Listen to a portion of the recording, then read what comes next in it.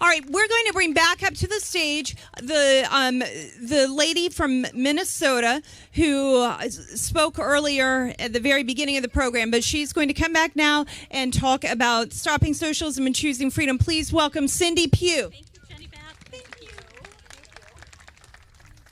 Thank you, Jenny Beth. And wow, this is going to be a very tough act to follow. I'm so grateful to be here. I'm so grateful to see so many amazing patriots here as well. The hour is late, and we the people have the wherewithal to turn things around and make a difference, and I know we're going to do just that. So for those of you that weren't here when I spoke earlier, I am the co-founder of Southwest Metro Tea Party from Minnesota, southwest suburb of Minneapolis. And we co-founded our Tea Party in 2010. And as a result of the Tea Party, I was literally lifted up by the grassroots to the Minnesota State House, where I served with your favorite socialist and squad member, Ilhan Omar.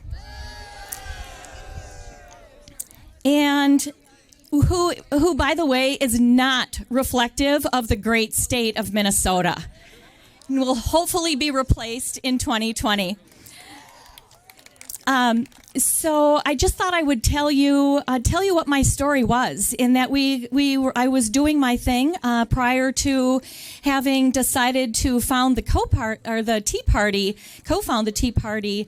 I had a management career with a major department store in Minnesota, and I was doing that, and then I decided, I responded to Congresswoman Michelle Bachmann, awesome Congresswoman Michelle Bachmann.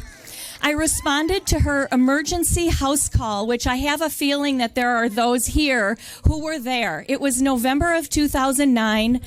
I did not know Michelle at the time, but I saw her on Fox News. I believe she was on the Hannity show, and she was speaking to patriotic Americans, encouraging all of us to be in D.C. right here.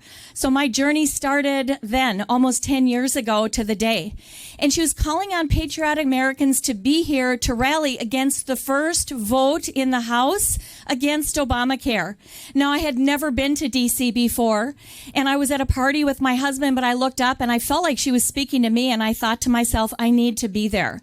I heard that there was a bus. I heard on Monday night that there was a bus leaving the Twin Cities. My husband was already upstairs sleeping, and I sent an email and was sad to hear that the bus was full. Got an email back. So then I sent another email and said, if there is a seat on the bus, I want to be on the bus. So I heard back on Tuesday that I was in. I paid my money, and I was so excited to be here, and I went all by myself. And then it dawned on me Tuesday afternoon, oh my goodness, I am heading to D.C., and I never informed my husband. So I sent him an email at work, and I said, honey, how would you feel if I left for D.C., went to D.C., and I remember typing ... in the morning. Well, my husband knows me well enough. We've been married 39 years this year, and he was totally fine with that. I boarded a bus and I was on my way to D.C. I'm going to make a really long, incredibly special, life-changing story short. There were people on that bus. It was by divine appointment that we were all put together on that bus. There were three buses, and the woman that I sat next to on the bus was from my hometown as well.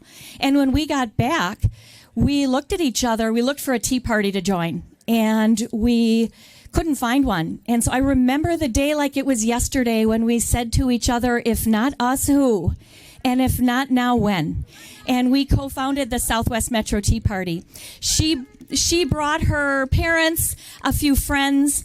We had received an email. One of us received an email from a man named Len in the senior center. Len was in his 90s. And he sent me an email with a 24-point font. And he said, girls, my name is Len. And he said, we're over here at the Presbyterian Homes. And he said, we want to help you girls get this party started. And that is exactly what happened. He purchased 1,500 pocket constitutions from the Heritage Foundation. And he said, we're going to be in a parade, the 4th of July parade. So now this is mid-June. We're like, okay. So we handed out 1,500 pocket constitutions, and it was just amazing. And I called my friend Fremont, who I had met on the bus, a World War II veteran, who came all by himself, and he walked onto this west lawn and said to people who he was with part of his original uniform, and he said to folks, I have fought to defend our freedom.